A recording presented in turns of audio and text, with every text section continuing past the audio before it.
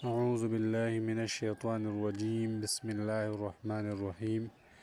دو یتیم بچیوں کی پرورش اور جنت کی خوشخبری۔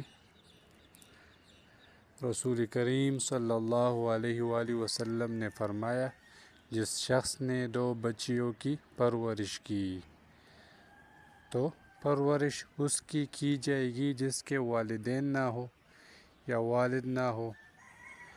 ٹھیک ہے جی، تو جس شخص نے دو بچیوں کی پرورش کی حتیٰ کہ وہ بالغ ہو گئی، یعنی جب بالغ ہو جائے گی پھر ان کی شادی ہو جائے گی، پھر تو بات ختم ہو گئی نا۔ یہاں تک ضرورت ہوتی ہے بالغ ہونے تک، پھر اس کے بعد تو شادی ہو جاتی ہے، بچے پیدا ہو جاتے ہیں، تو اصل ضرورت جو ہے وہ پرورش کی بالغ ہونے تک جو ہے وہ رہتی ہے۔ تو نبی کریم صلی اللہ علیہ وآلہ وسلم فرماتے ہیں کہ جس شخص نے دو بچیوں کی پرورش کی حتیٰ کہ وہ بالغ ہو گئی تو وہ روز قیامت اس طرح آئے گا کہ میں اور وہ اس طرح ہو گئے،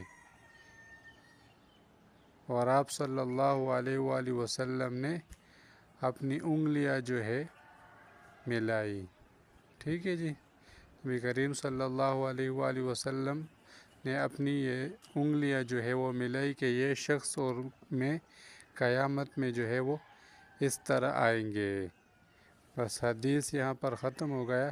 اب دیکھو اسلامی تعلیم معاشرے کی، اگر ہمارے دل میں محبت اور ہمدردی ہو تو غریب، یتیم، یسیر کدھر رہ جائیں گے؟